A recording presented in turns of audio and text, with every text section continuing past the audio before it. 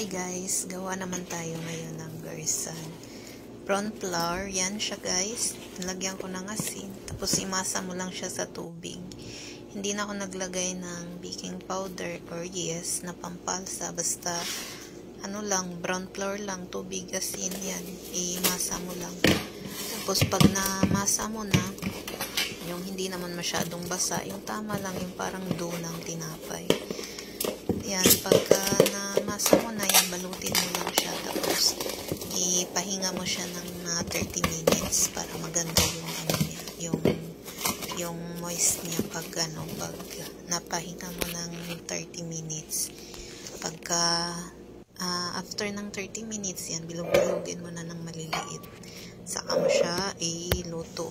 Hindi na pala ako naglagay ng mantika, gawa ng ayaw nilang mamantika, tsaka hindi naman yan dumidikit dun sa lutuan kasi non-stick naman yan.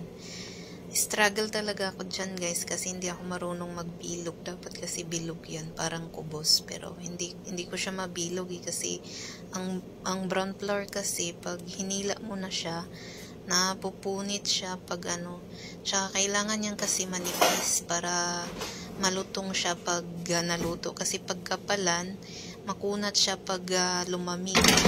Kaya kailangan siyang manipis para masarap tsaka malutong. Pero okay naman yun siya guys. Masarap naman siya.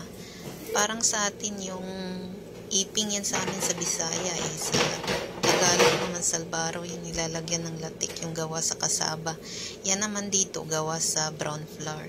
Yan ang alternate nila sa rice guys, kasi hindi sila masyadong mahilig sa rice araw-araw, kaya nagpapaluto sila ng ganyan lang ang hapunan nila. Okay na, nilalagyan naman nila yan ng honey, cheese or olives, depende sa kanila kung anong gusto nilang i-partner dyan.